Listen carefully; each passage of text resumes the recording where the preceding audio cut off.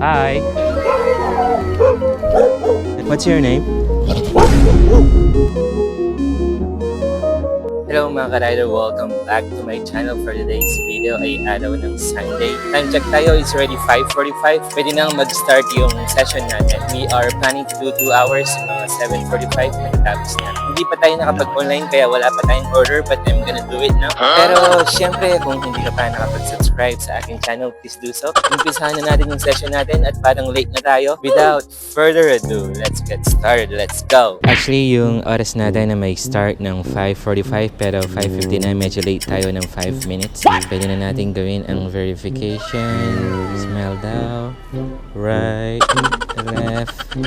And another smell. Yan. Identity verification successful. Dahil na late tayo ng 5 minutes, sana bigyan tayo kaagad ng order ng Foodpanda. Parang may bagong feature ang Foodpanda. Tingnan natin. Sabi dito, may active quest tayo. If you manage to deliver 5 deliveries, meron daw tayong reward na $20. Napakalaki nun. Parang ngayon lang to. Uy.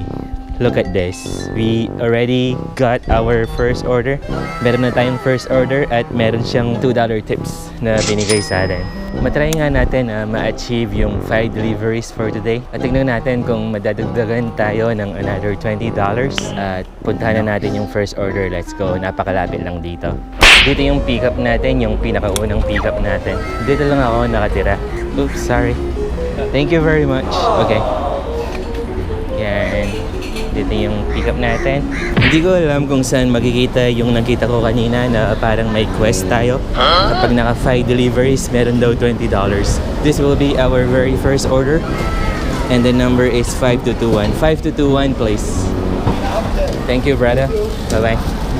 And let's always give our vendor a good review. Tapos i-confirm pick up natin siya. Ooh, tingnan natin. We just got a new order. Yung second order natin ay medyo malayo dito. 1.7 kilometers yung layo niya. Pero kaya natin to. Let's pick up the next one. Puntahan natin yung next order natin. Let's go.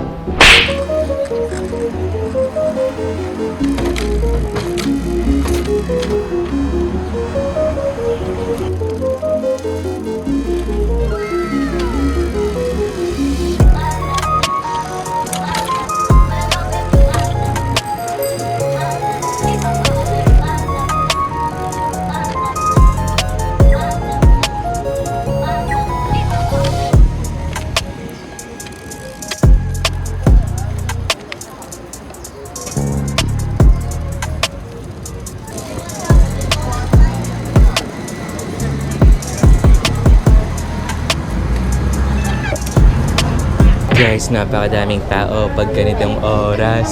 Saktong-sakto talagang ganito ang oras na kumakain sila dito. Nandito yung pick up natin sa food court na to. Nasa Angpang Yong Tao Fu.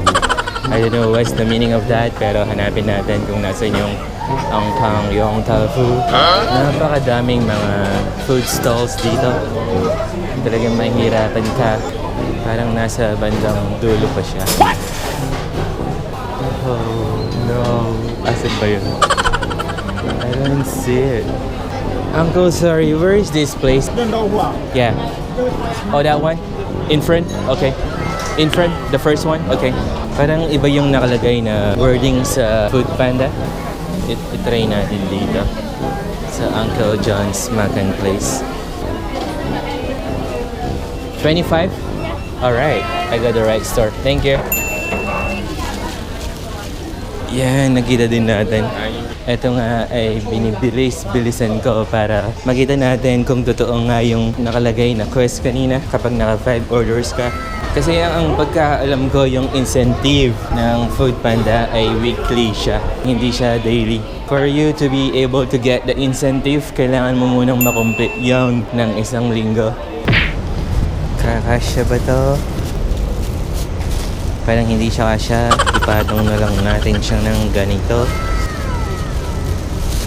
Sure, hindi siya mahulog. Itali natin. Is it safe? No. Looks safe. First delivery address is 1.1 kilometers away. Ang daming sasakyan, ang daming motorsiklo. At ang daming mga tao. Oops, oops.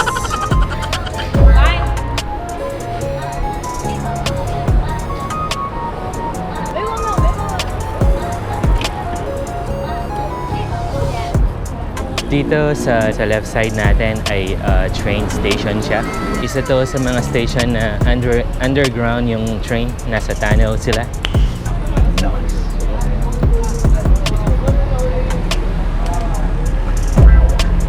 Isa ang Singapore sa pinakamagaganda yung mga train system. As in, kahit saan ka magpumunta sa Singapore, accessible sila.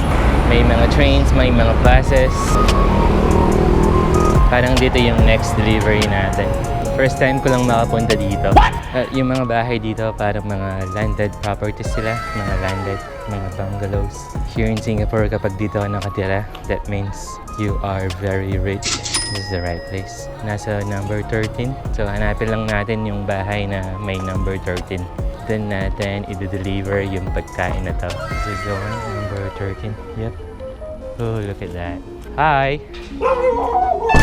Hello!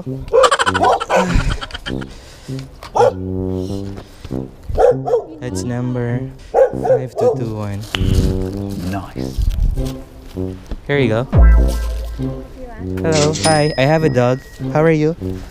What's your name? Okay. Okay, bye-bye. Ang lalaki ng mga aso na to. Alis na tayo, let's go! First order delivered and it took us 40 minutes. Ngayon, on the way na ako dun sa susunod. Magkakalapit lang sila. At distance nito ay 1.7 kilometers. Sana all. Time check tayo, it's already 6:31. At tingnan nyo naman ay bumaba na yung araw. Siguro mga 7 PM ay madilim na dito. Ito yung oras na napili ko kasi yung mga slots na natitira ay ganitong oras na lang sila. Yung nabook na session ko ay 5:45 hanggang 7:45, 2 hours lang siya.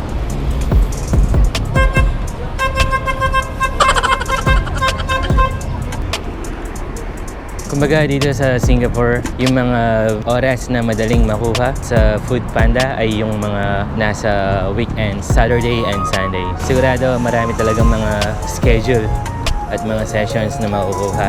Malapit na tayo dun sa next delivery address natin. Kailangan lang natin lumipat dito.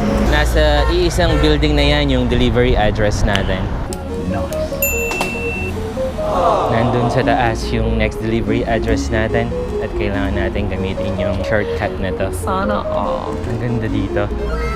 Magkano kaya yung ginastos nila para gawin lang yung way na to?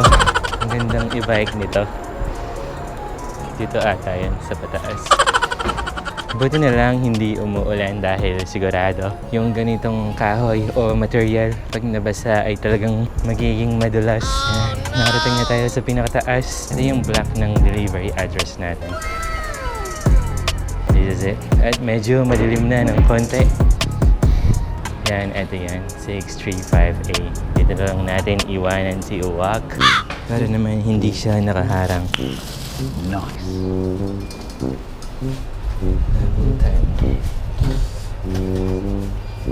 Nasa 10247. Ito yun. We can just hang it here. At picture natin. Hi, delivery. Thank you. Grabe naman yung first 2 orders natin. It took us 1 hour sa dalawang orders. So far, we have managed to deliver 2 orders na. Kailangan pa natin ng 3 orders para makuha natin yung additional $20. Sakong-sakto, ito yung next pickup natin. Binigyan na tayo ng order ng Foodpanda. Nasa harapan lang siya. No, hindi pala siya dito. Akala ko yung nandito. Anyway, magkalapit lang sila. Yung pickup natin ay nandun lang sa kabila. Kailangan lang natin mag-cross ng daan. So far, so good. This is the 3rd order. Time check tayo is already 7:46. We only have 1 hour left. Bilisan lang natin. And I'm so excited to get that $20 extra. This is our pickup location. Dito sa kainan na to. Dito tayo mag-park. Yan. Hello, Chi. 2944, please. Thank you. 2944, yeah. Thank you very much.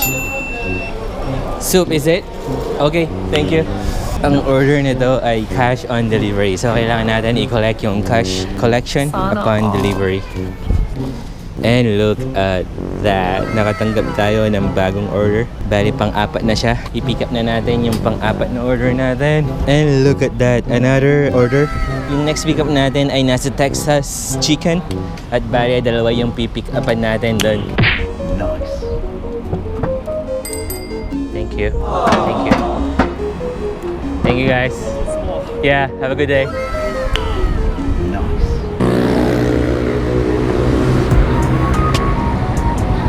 It does make sense na kung yung dalawang order, same pick-up location, yung ikalawa ay medyo mababa yung earnings. I think that's normal. Dahil hindi naman magkahiwala yung pick-up location at iisa lang sila. Anyway, nandito yung next pick-up location natin, nasa Texas Chicken.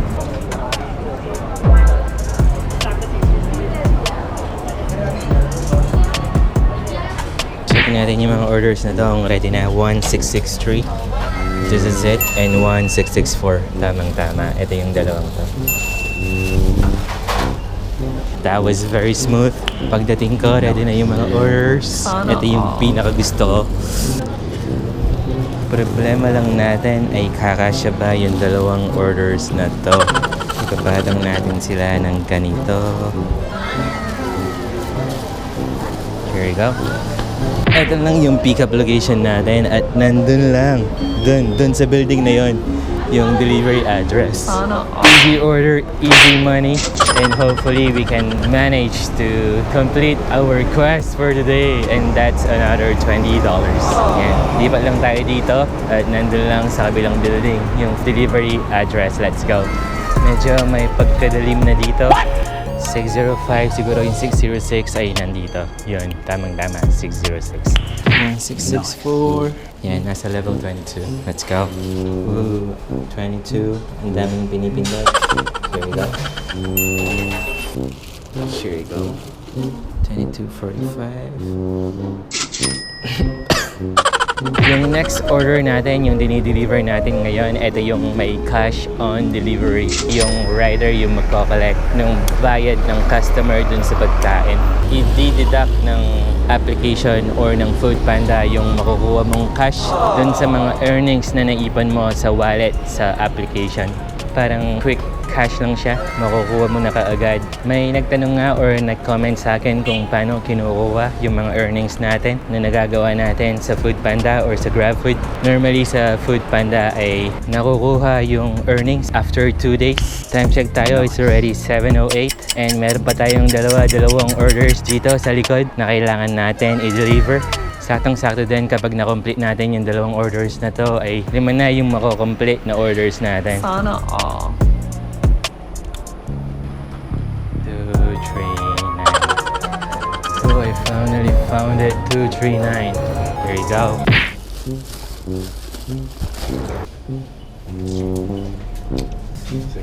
Same floor? Yeah. Are you 107 by any chance? 107. No? That's already still working. I actually just doing vlog right now. I'm on camera, so I do this every weekend. Nice. Oh no, you're not. Is it okay if you are in the video? Yeah? Don't laugh at me. No. Oh no, I don't do that. I don't do that. Yeah. Oh please. Oh, thank you very much. You're so kind. Have a good night, yeah? I'm going to 107. It's this way. See you. 107. Hi delivery. Yeah, here you go. It will be a cash collection. Thank you very much. Thank you. We just sent our 4th order. At ito na yung pang-5 natin. Time check tayo is already 7:17. We have to go down from here. At medyo may pagkadilim na.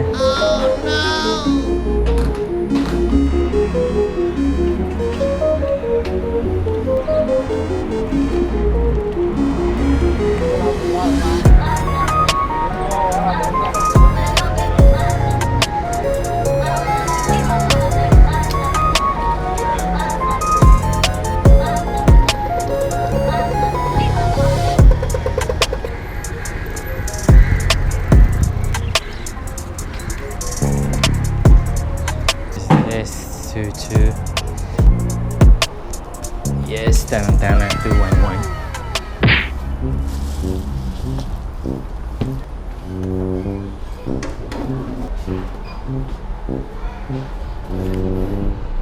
Hi, I'll leave it here. Thank you. 21471. And natapos na yung session natin. Unfortunately, di na tayo binigyan ng order ng Foodpanda. Even though we have delivered the order before 7:45. Kaka-check ko lang, we have managed to do 5 orders and we have earned $32.45. On top of that, we have complete our quest. Yung Sana sabihin naman, all. naka 5 deliveries tayo and we have earned another $20. So yung total earnings natin for the day ay $52.45 at kung i-convert natin yun sa Philippine money ay aabot yun ng 2,400 pesos. We only did 2 Sana hours all. and we have earned that kind of amount. So win-win situation tayo ngayon. Parang bagong feature yun ng Foodpanda. This is the first time I've seen it and natapos na yung session natin. At of course, after nito ay uuwi na ako ng bahay. Dito naman tatapos yung video natin. If you have enjoyed our videos, huwag mong kalimutan mag-subscribe. At pwede ka rin mag-like, mag-comment. At syempre, pwede mo rin itong i-share. Maraming salamat sa panonood, Rough Rider po. At syempre, ang aking kasama sa pag-delivery, ang aking bad boy bag na si Wap. And see you next time. Let's go!